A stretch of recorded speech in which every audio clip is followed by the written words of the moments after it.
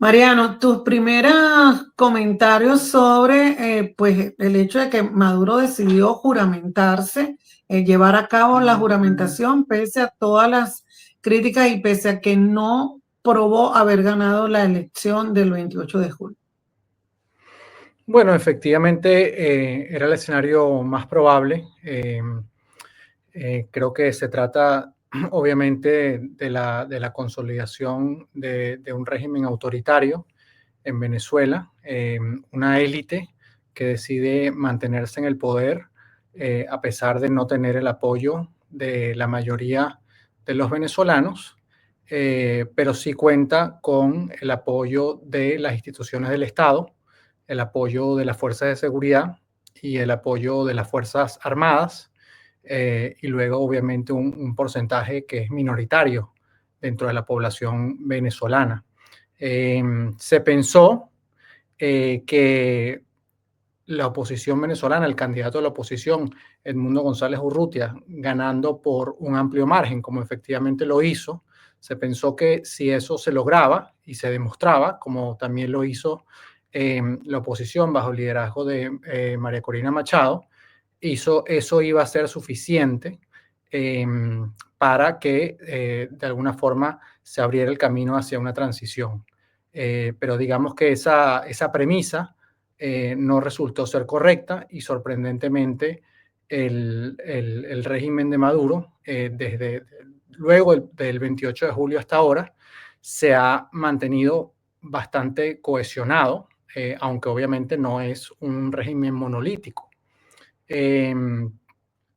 Y creo que la oposición, a partir de entonces, en medio de una campaña de una brutal represión, que hay que tener muy en cuenta, que ha generado mucho temor en la población, la oposición, luego de la elección, tuvo que replegarse, producto de las acciones ilegales y de la represión del régimen, y empezó a centrar su estrategia nuevamente en la presión internacional. Y creo que digamos, ya desde hace varios años se ha demostrado que la presión internacional, que viene únicamente de gobiernos occidentales que sí creen en la democracia, pues uno, no es suficiente, y dos, es algo que el gobierno ya lo da como un costo asumido. Entonces, llegamos a esta situación donde, digamos, se planteó esta fecha como una fecha crucial. El señor Edmundo González Urrutia adelantó una gira internacional, pienso yo que para tratar de construir un momentum en la causa de la oposición, tratar de ver si se podían forzar mayores fracturas o tensiones o errores por parte del régimen de Nicolás Maduro. Ese no fue el caso, y luego se dio la manifestación convocada de forma valiente por María Corina Machado y por todas las personas, todos los venezolanos que salieron a manifestarse, pero digamos ese esfuerzo puntual sigue sin ser suficiente, y eso, digamos, es un hecho que debe llamarnos a la reflexión a quienes queremos que regrese la democracia en Venezuela, porque yo sí creo que luego de esta fecha hay que de alguna forma reevaluar la estrategia, y eso no pasa por una sustitución del liderazgo, pero sí pasa por tratar de empezar a escuchar a mayores voces dentro del grupo, el inmenso grupo de personas que quieren un regreso a la democracia en el país. Bueno, hay un quiebre constitucional, primero que todo, porque al no evidenciarse cuál es la voluntad del pueblo de Venezuela, es decir, al no respetarse la soberanía popular, hay un quiebre a la Constitución. Hay una violación flagrante de la Constitución, y la misma Constitución de la República Bolivariana de Venezuela le da respuesta a esta situación. El artículo 333 le dice a todos los venezolanos, a todos los que estamos acá, que tenemos que luchar por el restablecimiento de la Constitución. El artículo 333 es absolutamente claro, mandatorio para restablecer la vigencia de la Constitución. Eso es desde el punto de vista jurídico. Pero es que lo jurídico no está divorciado de lo político. Si revisamos qué es lo que sustenta a este gobierno, él mismo lo ha confesado. Se trata de una vía que es policial militar. Eso es lo que tiene el gobierno para someter a la soberanía popular a lo que ellos consideran que tiene que ser la verdad, que es que Maduro ganó las elecciones. Luego, veamos el aspecto negativo de esa vía policial militar. ¿Qué es lo que hay? En Venezuela hay fuerzas armadas. En Venezuela no hay fuerzas armadas. En Venezuela hay una guardia pretoriana que está ahí para cuidarle las espaldas al presidente de la República. Luego hay una policía que es la que reprime. ¿Sí? Una policía que cada vez es más numerosa, que cada vez hay más presencia de ella en la calle. Ahora, una pregunta fundamental. ¿Cuánto tiempo pueden mantener a los militares y a los policías en la calle? ¿Usted sabe el costo que significa presupuestariamente mantener 24 horas a las fuerzas policiales y militares en la calle?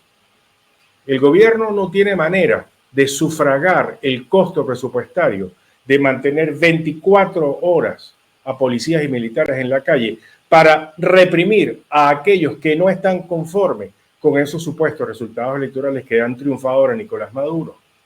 Y voy a poner un ejemplo de la falta de liquidez, de la falta de caja chica que tiene el gobierno. El último bono que pagó el gobierno fue de 400 bolívares. 400 bolívares, es decir, el gobierno pagó un bono cuyo equivalente en dólares es aproximadamente $8. Eso lo pagó en diciembre.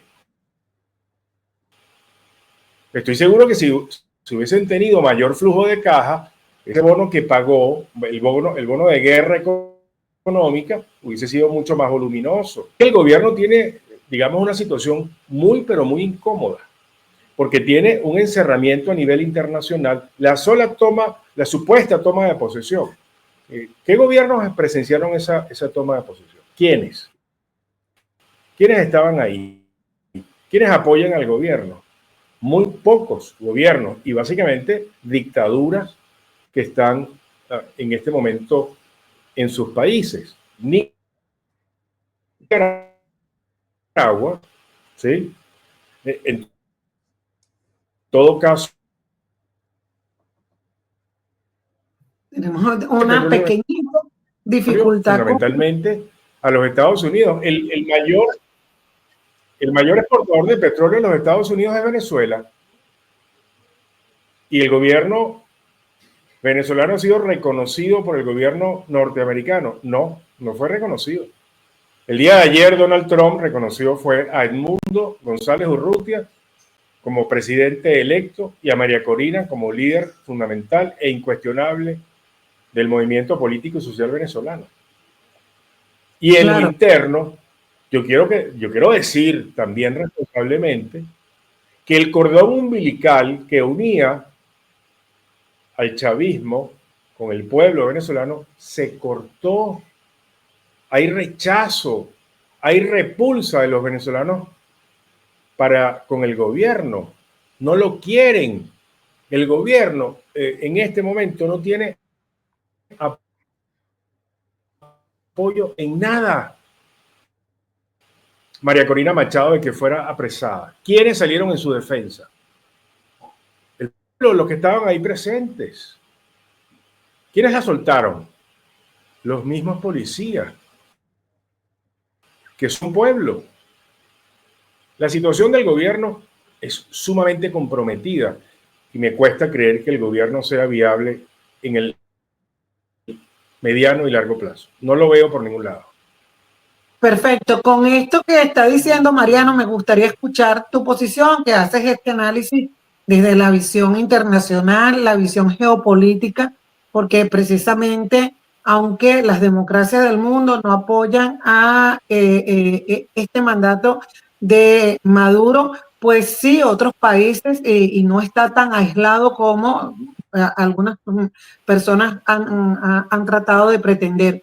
Explícanos tú, con estos señalamientos que hace APIX, ¿cómo estás viendo en ese contexto internacional este nuevo periodo constitucional?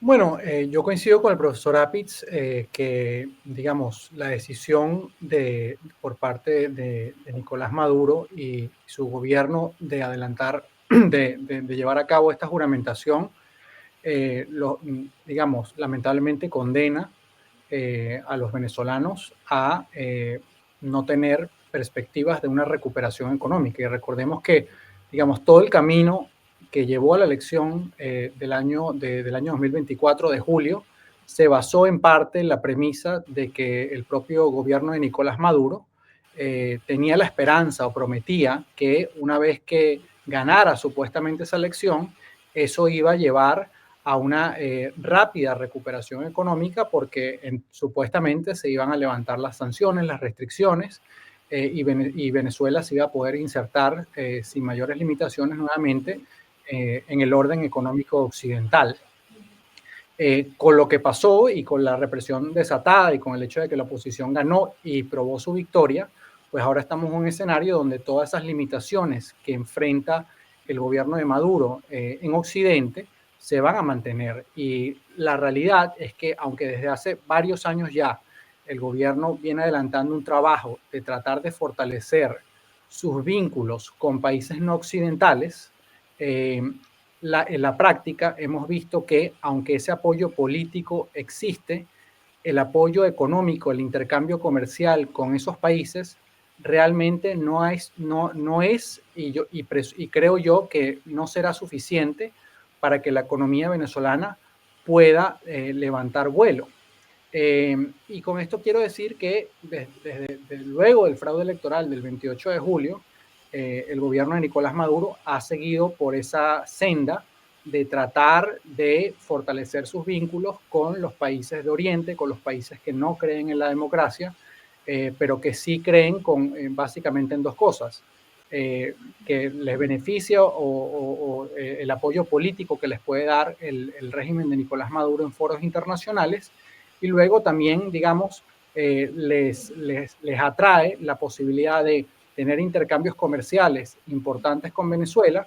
En el caso, por ejemplo, de Turquía, es intercambio de bienes, de alimentos, en algunos casos. En el caso de Rusia, ya no tanto, pero en algún momento Venezuela fue uno de los principales compradores de armas y equipos de seguridad de Rusia. En el caso de China está el petróleo y el repago de la deuda pendiente con China. Pero el gobierno de Maduro también ha tratado de ampliar esas alianzas con países no occidentales, y para ello solamente basta revisar los viajes que ha realizado la vicepresidenta Delcy Rodríguez posterior a julio. Ha ido a Vietnam, estuvo recientemente en India, también hay una alianza creciente con países árabes como los Emiratos Árabes Unidos, etcétera, etcétera. Pero en la práctica, pues eso no es suficiente. Entonces, estamos ante un panorama donde el gobierno busca su supervivencia política fortaleciendo estas alianzas, pero desde el punto de vista económico, yo estimo que realmente nos condena a los venezolanos a una economía de mínimos, a una economía que realmente no tiene la posibilidad de beneficiar a las grandes mayorías del país, y que fundamentalmente sigue beneficiando a una élite política, militar, pero también económica que existe en Venezuela, que gracias a sus vínculos con el Estado, con el gobierno, pues recibe grandes dividendos y grandes ingresos. Entonces, esa es la situación que está planteada. Y del otro lado, creo yo que es evidente que en el corto plazo, el aislamiento y la presión internacional por parte de Occidente va a ir en aumento, y eso lo hemos visto el día de hoy. La Unión Europea ha anunciado nuevas sanciones personales, lo mismo Estados Unidos, el Reino Unido, Canadá. Eso por un lado. Quizás la mayor interrogante que está planteada el día de hoy con respecto a la posición de Occidente con respecto a Venezuela es que en 10 días asume en Estados Unidos el presidente Trump, y eso, digamos, abre dos posibles escenarios. Uno que yo veo como más probable en el corto plazo, que es uno donde pues vamos a ver el regreso de elementos de la política de máxima presión, fundamentalmente por una serie de personas que rodean al presidente Trump en temas de política exterior y seguridad nacional, como es el caso de Marco Rubio, nominado a secretario de Estado. Pero también existe esa posibilidad y hay indicios de que también pudiésemos transitar hacia allá, pienso yo que no tanto en el corto plazo, pero sí en el mediano plazo, si el régimen de Maduro logra mantenerse en el poder, de que el gobierno estadounidense liderado por Trump decida adelantar una política exterior más de corte transaccional con el régimen de Nicolás Maduro. ¿Y cuáles son esas señales preocupantes de los últimos días? Son dos. La primera, las declaraciones de este congresista republicano, Bernie Moreno, dando a entender que el presidente Trump se iba a entender con el señor Maduro. Y dos, el hecho de que pues, la oposición venezolana hizo grandes esfuerzos en los últimos días, a propósito de la parada en Washington del señor Edmundo González Urrutia, de lograr una reunión con el presidente electo Trump o con Marco Rubio, y eso no fue posible. Entonces, creo que hay que ver cómo se desarrolla el escenario, pero de alguna manera pienso yo que la situación del gobierno es comprometida, es delicada.